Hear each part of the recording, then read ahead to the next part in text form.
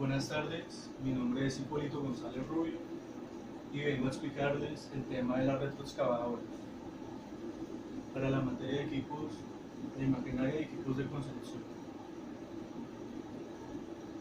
La historia. La retroexcavadora nunca fue lo que conocemos hoy en día. Al principio no tenía tanta tecnología como ahora y sus orígenes fueron en 1835 con la invención de la draga de pala. Podía excavar el suelo de roca dura y después cargarlo en carros transportadores. Era una máquina que usaba energía a vapor, era montada en carriles para su movilidad. ¿Qué pasó con esto? Era una draga, era muy grande esta máquina, entonces era limitada, no era difícil los accesos para poderlos entrar al frente de trabajo y por lo que comenzó a crearse en máquinas más pequeñas. En 1957 el ingeniero Elton Long llevó al siguiente nivel la versatilidad de la retroexcavadora. Quiere decir que este ingeniero lo que hizo fue montarle una pala cargadora a la excavadora a la pala de draga conocida en ese momento. Entonces ahí se hizo la fusión de esas dos máquinas, la cargadora y la excavadora. Acá podemos apreciar una imagen de la draga de pala de 1835. Como pueden ver, acá está su mecanismo muy antiguo. Funcionaba con unos contrapesos. ¿Qué es una retroexcavadora? Como lo estaba mencionando, es una máquina que funciona a base de hidrocarburos. Normalmente las máquinas usan ACPM para su funcionamiento. Se utiliza para realizar excavaciones de gran variedad de terrenos, la cual trabaja enterrando el cucharón o la pala que extrae material depositándolo en el suelo. También usa su excavadora para desenterrar más fácil el material. Las partes de una retroexcavadora, como lo mencionaba, la retroexcavadora está conformada de tres partes principales. La excavadora, que es la parte donde está el cucharón pequeño. El tractor sobre ruedas, la retroexcavadora maneja tractor sobre ruedas, que es como donde está la cabina y donde se encuentra el cargador delantero, que es la hoja del cargador. Y sus partes principales pueden ser el brazo del cucharón, el elevador, el cilindro del brazo elevador, el cilindro del elevador, que son partes de la excavadora. Dentro del cilindro, dentro del tractor de ruedas podemos encontrar la cabina, todo lo que tiene que ver con el motor y el funcionamiento del movimiento. Acá tenemos una imagen más clara donde apreciamos que esta es la pala o el cargador y esta es la cuchara del excavador. Esto ya es el brazo y la cabina principal.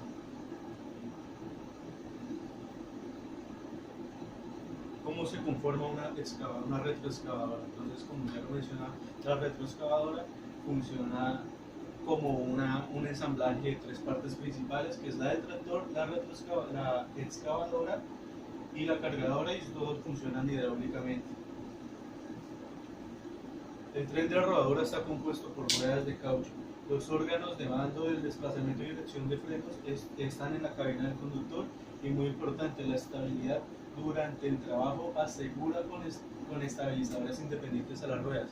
Esto quiere decir que esta retroexcavadora, para poder iniciar sus trabajos, sus actividades, tiene unos gatos especiales que están ubicados, acá los pueden ver, y para poder usar la excavadora tiene que estabilizarse, frenar, detenerse y activar sus gatos para poder estabilizar el terreno. Máximo rendimiento de la retroexcavadora.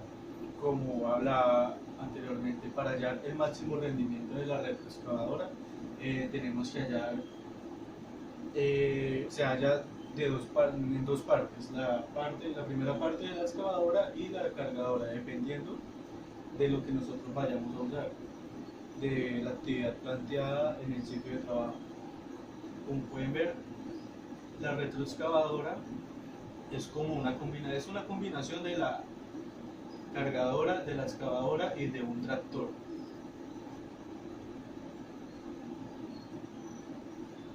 Entonces, el máximo rendimiento del cargador. ¿Cómo obtenemos el máximo rendimiento de un cargador? Simplemente con estos pasos básicos. Lo primero que debemos hacer es seleccionar el cargador, el tamaño del cargador, el tipo de cargador, para poder desempeñar una mejor actividad. Elegir el cucharón, el tamaño del cucharón nos puede dar el volumen por ciclo que podemos hallar con la máquina. El operador que es obligatoriamente tiene que ser un operador que conozca muy bien la máquina. Vehículos de acarreo, que son los que nos van a dar el movimiento de tierras después de que nosotros extraemos con el cargador, y los ciclos. La selección del cargador, entonces se debe seleccionar adecuadamente el cargador a utilizar teniendo en cuenta la producción deseada o requerida, la capacidad necesaria del cucharón y el tiempo de carga y descarga de ciclos por hora. Nosotros necesitamos escoger un cargador debido a que hay muchos tipos y no todos los tipos de cargadores se pueden desempeñar de la misma manera, y hay unos que necesitamos más que otros. Nos pueden cumplir mejor el trabajo unos que otros. El cucharón. La selección del cucharón. Se debe establecer el tipo de material en el cual se va a trabajar. Para seleccionar el tamaño del cucharón necesario, se divide el volumen requerido por ciclo en metros o yardas cúbicas por el factor de llenado del cucharón. En el mercado existen tres tipos de cucharones, como podemos ver: de uso general, de uso múltiple y descarga lateral. Como pueden ver, lo hace de manera lateral. Y se selecciona el mejor, el que se adapte mejor al tipo de trabajo que vayamos a desempeñar. La selección del operador o el operario. Debe estar bien adiestrado, como les mencionaba, ya que es el encargado de sacar el máximo provecho de la máquina. Usted no, en un proyecto de obra civil, si usted contrata operarios que no tengan los certificados o no tengan la inducción necesaria o la experiencia necesaria, no importa qué tipo de cálculos o maquinaria hagamos, porque el operador es el personaje, el encargado de manejar la máquina, y este es el que le va a dar, prácticamente el que nos va a hacer todo el trabajo. El ciclo. Se puede disminuir al máximo el ciclo de trabajo evitando desplazamientos largos para el cargue de equipo de acarreo, manteniendo suelto el material a cargar, evitando vueltas innecesarias del cargador. La idea de los ciclos es ahorrar el tiempo de producción. Lo que pasa es que a veces el operario, cuando no está adiestrado, puede perder mucho tiempo, de pronto yéndose por caminos más difíciles, más demorados que otros, dando vueltas innecesarias, quizás esperando que venga la volqueta o la máquina a que nos traslade el material de la obra. Entonces esos tiempos muertos nos reducen el ciclo, y eso se traduce en pérdidas. Pérdidas de tiempo, que las pérdidas de tiempo en obras es pérdida de dinero. Bueno, ¿cómo hallar el máximo rendimiento de la excavadora? Primero se necesita calcularle el cucharón necesario, la penetración máxima y el levantamiento de cargas. El cucharón, bueno, al seleccionar el cucharón se debe escoger cucharones anchos para suelos que sean fáciles de excavar y angosos para terrenos más duros. Acá podemos apreciar distintos tipos de cucharones, unos que son más delgados, otros más anchos, y también podemos hablar de los dientes o las uñas del cucharón, que también hay de distintos tipos, y cada tipo tiene una función específica. La penetración máxima. Se logra la máxima penetración del cucharón con la fuerza de empuje del brazo y la de giro del cucharón, como podemos observar y apreciar en esta imagen.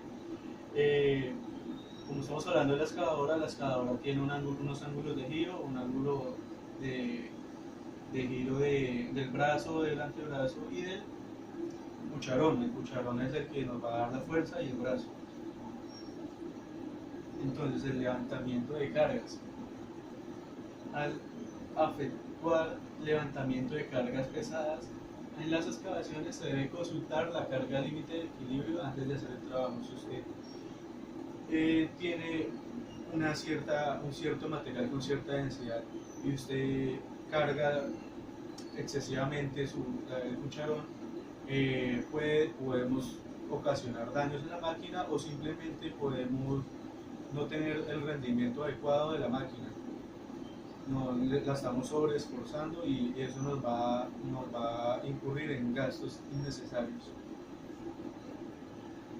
Se debe tener en cuenta que siempre que se efectúen levantamientos es aconsejable mantener la carga lo más cerca posible de la máquina. ¿Qué pasa con esto? La excavadora tiene una cierta distancia del centro de la máquina a la cuchara de la excavadora.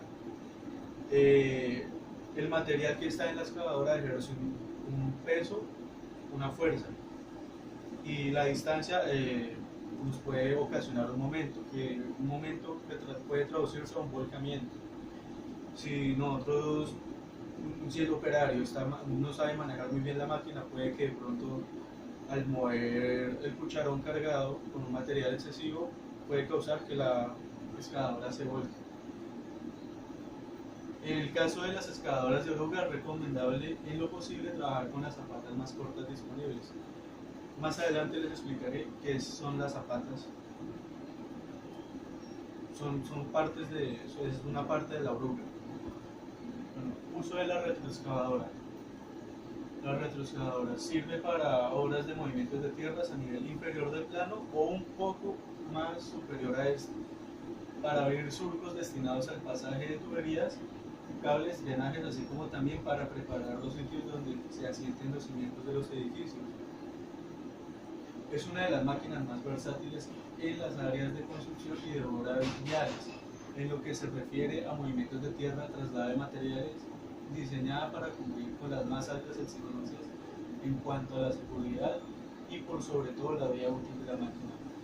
Esta, como es una combinación de dos máquinas, nos sirve para muchas cosas. Digamos, acá cabe el cucharón de la excavadora, entonces es muy fácil hacer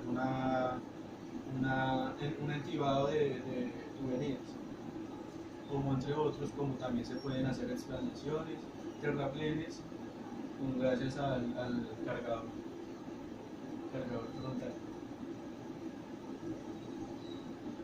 Hago un pequeño énfasis en la excavadora de oruga, ya que hay una cierta diferencia entre estas. Es una máquina autopropulsada sobre orugas, con una estructura capaz de girar 360 grados, y su cuchara, su brazo principal, puede girar 360 grados sobre su eje. Se eleva, gira y descarga materiales por la acción de la cuchara, fijada a un conjunto formado por pluma y brazo de balancín sin que la estructura portante o chasis se desplace. Bueno, estas son las partes principales: el balde, el brazo, la articulación del balde, la articulación del brazo, la pluma y la cabina. Lo que les explicaba de la oruga, estas son las zapatas de la oruga, como la que nos da la adherencia al terreno. También tenemos rueda motriz, rueda tensor, las cadenas, los rodillos superiores, que son estos, rodillo inferior, que son estos, los pasadores y bujes. ¿Cuáles son las ventajas? Reparte el peso de la máquina uniformemente gracias a su oruga, ya que no tiene cargas puntuales en el caso de las llantas. Tiene mayor tracción gracias a las zapatas, maneja mayor peso, facilidad en pendientes, ya que en terrenos muy escarpados lo más ideal es usar excavadoras desplazamiento por oruga. Son capaces de girar a un radio tan amplio como su anchura. Las desventajas: el tren de oruga y una excavadora de oruga no es recomendable para hacerla recorrer en largos viajes. El momento de usar la excavadora de oruga: cuando entra en movimiento, este tipo de máquina no admite terrenos desiguales ni de poca resistencia. Tiene que ser más que todo terrenos con poca topografía, y al momento de recorrer largos viajes pues poseemos problemas, ya que es lenta y es difícil de maniobrar. Diferencias de la retroexcavadora y la excavadora. Entonces, las diferencias son sus ruedas, ya que una es por ruedas y la otra es por orugas. Una tiene mayor movilidad que otra. La retroexcavadora daña menos el pavimento que la excavadora. Las retroexcavadoras se manejan con los estabilizadores hidráulicos y la excavadora no, simplemente mayor capacidad de trabajo con la hoja retroexcavadora. También existen excavadoras sobre neumáticos. Estas se usan en los casos de que se necesite una mejor maniobrabilidad y mayores desplazamientos en el sitio de trabajo. Entonces hacemos énfasis en los riesgos laborales, ya que estos son obligatorios y son fundamentales para la integridad y la seguridad del personal de trabajo en la obra. Los riesgos a los que están sometidos un operador de retroexcavadora son sobreesfuerzos por malas posturas, forzados repetitivos, condiciones de camino, de acceso a la zona de trabajo. También podemos hablar de la ergonomía del operario. Tiene que estar en una posición adecuada para que no pueda sufrir problemas musculares ni las articulaciones, ni óseos. Golpes o quedar atrapado con las cargas cuando se mueve el brazo para cargar el camión. Eso es uno de los riesgos. La retroexcavadora puede volcarse por acercamientos excesivos a zanjas o terraplenes. Se tiene que tener mucho cuidado al momento de pasar por zanjas, precipicios. Para eso el operador o el operario tiene que estar capacitado y tiene que tener una inducción de cómo es el camino, cómo es el terreno en la obra. Debe conocer a la perfección el terreno de la obra para no poder tener estos percances. Electrocución por puesta en contacto del brazo de la máquina con cableado eléctrico. Es obligatorio conocer el cableado eléctrico de la obra, ya que la maquinaria tiene que estar a un cierto rango de distancia de estos cables para evitar accidentes, cortocircuitos o incendios. Incendios por sobrecalentamiento del motor, manejo de líquidos inflamables, caída del conductor al subir o bajar del tractor. Otros riesgos que inherentemente a las condiciones de trabajo que los rodean son la capacidad debido a las superficies mojadas o húmedas. Cuando las superficies están mojadas, pues entonces es muy fácil resbalarse, caerse, pisar materiales auxiliares desordenados, objetos punzantes, falta de orden y limpieza, interferencia con otros trabajos. Puede que en la misma hora esté trabajando la retroexcavadora y esté trabajando otro tipo de maquinaria y actividades distintas a esta, pueden llegar a interferirse. Pueden atropellarse los trabajadores. Tienen que tener muy en cuenta esto. Esto se soluciona con señalización y con material reflectante, colisión con otras máquinas de la obra. Medidas de prevención. El operador de retroexcavadora debe respetar las normas establecidas en la obra en cuanto a la circulación, señalización y estacionamiento. Respetar la velocidad y los viales de circulación de vehículos. Debe conocer el estado de la obra, si existen zanjas abiertas, terraplenes, trazado de calles. Debe conocer la altura de la máquina circulante, así como las zonas de altura limitadas o vías excesivamente estrechas. La retroexcavadora no está preparada para llevar personas. Esto se da muchas veces en obras donde no son supervisadas ni controladas, que les parece muy fácil cargar a los demás trabajadores en la excavadora y no está preparada para llevar personas. Extreme las precauciones cuando esté trabajando cerca de zanjas o terraplenes. Si es una retroexcavadora de ruedas, no trabaje si no ha colocado los estabilizadores. Muy importante estos datos hidráulicos. Para evitar golpes cuando cargue camiones, hágalo con precaución sin que el conductor esté adentro. Cuando la máquina esté parada, apoye la cuchara en el suelo y nunca la deje elevada. Si la deja elevada del suelo, puede llegar a ocurrir accidentes, puede que vaya pasando una persona y sin que haya algún error mecánico y pueda hacer que la aplaste o algo. Cuando la máquina esté parada, para evitar vuelcos cuando se esté extrayendo material, la retroexcavadora estará dispuesta de cara a la pendiente. Cuando esté realizando demoliciones, no debe derribar elementos que estén más altos de la retroexcavadora con la cuchara extendida. No deje el vehículo en rampas pronunciadas o en las proximidades de zanjas. Evite circular por zonas que superen una pendiente del 20% aproximadamente. Cuando circule en pendientes debe ir con una marcha puesta, nunca en punto muerto. La retroexcavadora debe disponer de señalización acústica en marcha atrás y señalización luminosa. Debe disponer del manual de instrucciones y mantenimiento. Después de circular por lugares con agua, compruebe el buen funcionamiento de los frenos. Siempre que se vaya a operar estas máquinas, lo primero que tiene que hacer es probar los frenos para poder evitar accidentes futuros. El mantenimiento y las intervenciones en el motor deben llevarse a cabo con personal formado adecuadamente, previendo las proyecciones de líquidos a altas temperaturas. Mientras circule, la cuchara debe situarse próxima al suelo recogida. Cuando tenga que bajar o subir la cabina, hágalo frontalmente a ella, utilizando los peldaños dispuestos a tal efecto. No suba a través de las llantas ni baje saltando. Tampoco lo haga si la retroexcavadora está en movimiento. ¿Qué son los EPP? Esto quiere decir elementos de protección personal. Eso los exige la ley de los sistemas de gestión y salud y seguridad en el trabajo,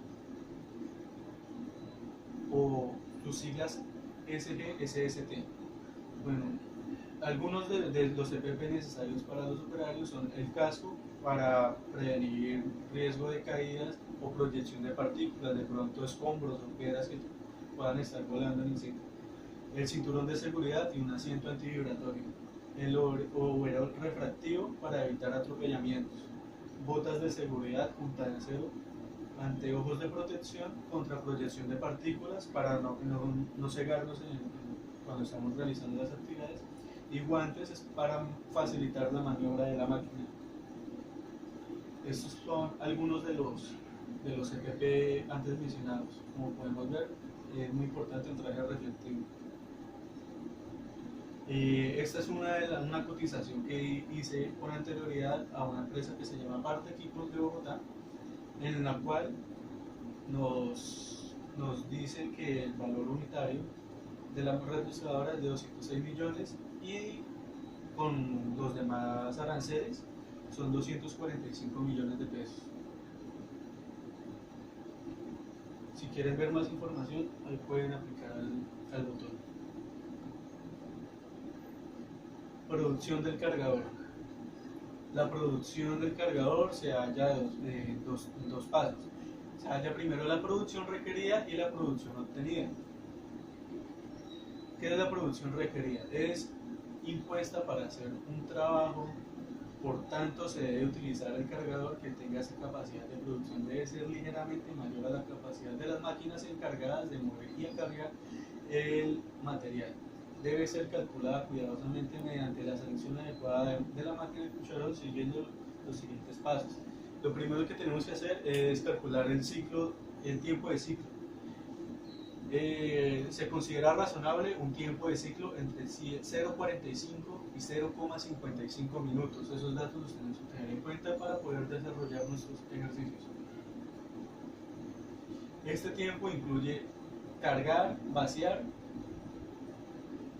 eh, cargar y vaciar.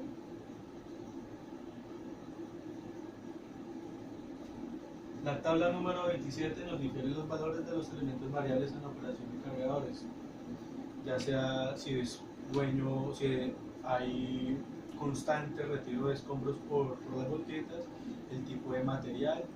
Esos son algunos de los factores que nos da el tiempo de ciclo.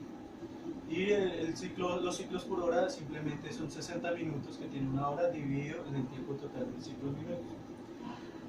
El segundo paso es la carga útil requerida por ciclo. Es necesario por ciclo, se divide la producción requerida en una hora el número de ciclos por hora. Acá podemos ver la tabla número 27 del libro guía de la materia, donde nos especifican según el tipo de material, según el tipo de motor y los diversos, como son operación continua, posición de camión común en camión. Esto nos da un valor aproximado en minutos. La selección del cucharón. Después de haber calculado la carga útil requerida por ciclo, esta carga se divide por el peso del metro cúbico de la tierra suelta para determinar el número de metros cúbicos sueltos requeridos por ciclo. La densidad del material está en la tabla 8 y acá los tenemos, por ejemplo, digamos la grava. Grava seca de 1/4 a 2 pulgadas es de 1,69 de 1690 kilogramos por centímetro cúbico por metro cúbico. La tabla número 28 y la tabla número 29, unas para las ruedas y otro para desplazamiento sobre ruedas. Eso nos da los factores de llenado del cargador. La selección del cargador es la capacidad de la máquina requerida calculada por multiplicando el volumen del cucharón seleccionado por la densidad del material del cargador. Producción obtenida. Esa es la segunda fase de la óptima producción del cargador. Es la cantidad de material que está cargando la máquina en un tiempo determinado. Lo primero que se debe hacer es estimar la carga del cucharón. Y se puede hacer por material suelto o material en banco, dependiendo de nuestro caso en la obra. Se requiere tener en cuenta el tipo de cargador con el cual se está trabajando para aplicar el factor de llenado correspondiente, como vimos en la tabla número 28 y número 29 anteriormente. Segundo, el tiempo de ciclo. Calcular el tiempo de ciclo es necesario tener en cuenta si se trata de un cargador de llantas o de orugas, ya que las correcciones del tiempo del ciclo son diferentes. El tiempo básico del ciclo de un cargador de dirección de eje trasero es de 0,5 minutos. La tabla número 30 da el tiempo de carga de los cargadores de oruga. Tercero, producción por hora. Se multiplica el número de ciclos en una hora por la carga en cada ciclo. Luego, según la tabla número 14, hallamos la eficiencia de esto. Cuarto, factor de corrección. Debe considerarse cualquier factor de corrección relativo a las condiciones de trabajo que afecte la producción. Pues, a continuación veremos un problema de aplicación que se encuentra en el libro guía de la materia. Tenemos un cargador con ruedas, ideal para realizar un trabajo en las siguientes condiciones.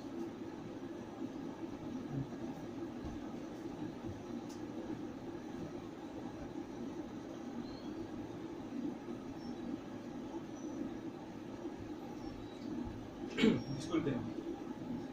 Bueno, si continuamos con el problema de aplicación. Lo ideal, bueno, es un cargador sobre ruedas. Tenemos un cargue constante de volquetas y la producción requerida es de 320 toneladas por hora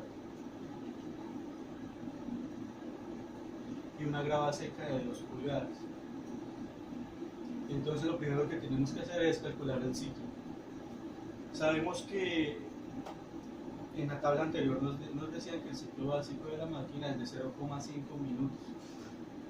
Y estos factores de material, volquete independiente y trabajo constante se salgan con las tablas, que se las mostraré a continuación.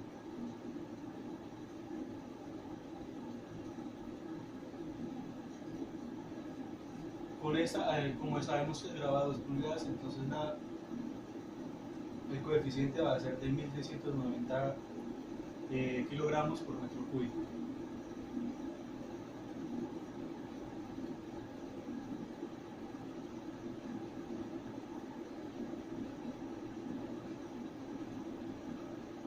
Bueno, pues ya les mostré la tabla, si continuamos.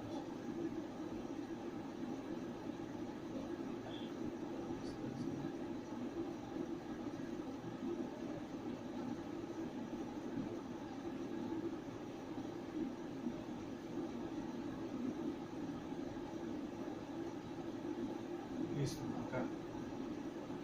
Según el material, sabemos que son 0 minutos por el material, ya que es de 2 pulgadas.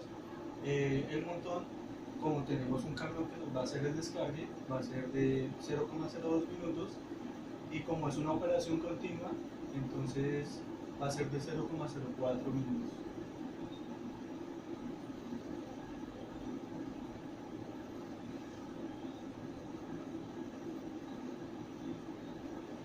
Entonces acabamos. Ciclo total de la suma de todos estos ciclos da 0,56 minutos, y entonces para hallar el ciclo por hora dividimos 60 minutos por hora sobre 0,56 y eso nos da 108 ciclos. El volumen requerido por ciclo de densidad en toneladas, pues pasamos de esto a toneladas y nos da 1,69 toneladas por metro cúbico. Después hallamos la tasa de producción, que sería el material que tenemos, que son 320 toneladas por hora, que nos da el ejercicio, y lo dividimos en la densidad. Eso nos da un volumen de 190 metros cúbicos por hora de material. Entonces, el volumen requerido por ciclo será ese material que nos dio dividido en la cantidad de ciclos, que son 108 ciclos. Acá pusieron 116 porque se equivocaron, pero da el mismo resultado, 1,78 metros cúbicos por ciclo. Entonces, según la tabla número 28, que ya vimos anteriormente, nos dice la eficiencia del llenado del cucharón.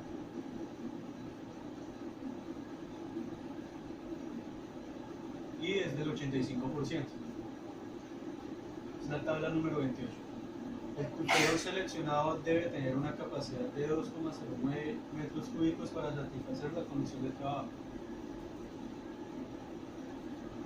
Densidad del material. Para el volumen por carga del cucharón, sabemos que es 1,78 metros cúbicos el cucharón, lo multiplicamos por la densidad y hallamos que necesitamos un cucharón que tenga capacidad de 3000, un cargador que tenga capacidad de 3008,2 kilogramos. Y según esta información, pues nosotros seleccionamos nuestro cargador dependiendo de los cargadores que haya en el mercado. Acá tenemos el problema resuelto en Excel.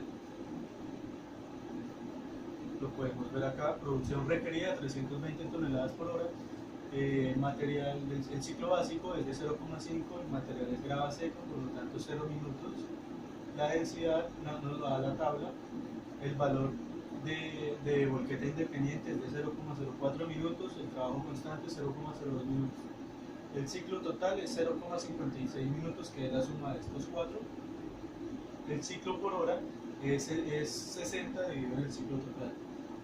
La tasa de producción es igual a la producción requerida sobre la densidad del material, y eso nos da un volumen por hora, 190 metros cúbicos por hora. Y el volumen requerido por ciclo es la tasa requerida de producción sobre el ciclo por hora, o sea, lo- el, eh, sería 190 sobre 108 y eso nos da 176. Bueno, la selección del cucharón, entonces simplemente sabemos que el factor de llenado de cargador sobre ruedas del agregado es de 2 pulgadas, por lo tanto es de 85% de llenado. Entonces lo que hacemos es, según el volumen requerido por ciclo, lo dividimos en ese factor de eficiencia, de 0,85.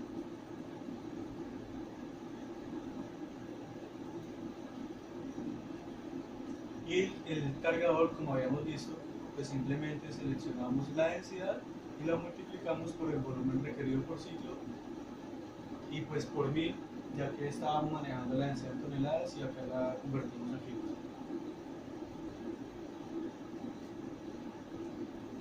Y la producción de la excavadora es un poco más fácil. Eh, según, la, según la tabla 31 nos indican los valores de llenado de varios materiales. Esta tabla para las excavadoras hidráulicas. Y la producción es simplemente Q por C por K, que Q es la carga útil por ciclo, K es el factor de eficiencia y C es el número de ciclos por hora. La tabla número 14 nos da el factor de eficiencia, la carga útil por ciclo y el número de ciclos por hora. Bueno, les voy a explicar. El tiempo de excavadora consta de los siguientes 4 pasos: carga, descarga del cucharón y oscilación con o sin descarga, en razón a que la estimación del tiempo de ciclo depende del grado de facilidad de carga del material, del peso de la carga útil, de la profundidad del corte, de la altura de un montón de tierra y el ángulo de oscilación. Es difícil calcularlo antes de iniciar el trabajo. Para poder calcular la carga útil por ciclo y el número de ciclos por hora, necesitamos estar en el sitio de trabajo, ya que no, dependiendo de la distancia donde va a descargar y cargar, dependiendo del ángulo de giro del brazo y también dependiendo de muchos factores, eh, podemos calcular la carga útil y el número de ciclos. Acá tenemos la tabla 14. Si digamos tenemos un tractor sobre llantas, de día el factor de eficiencia será 0,75 y de noche será 0,67. Y esta es la bibliografía usada en mi exposición. Muchas gracias.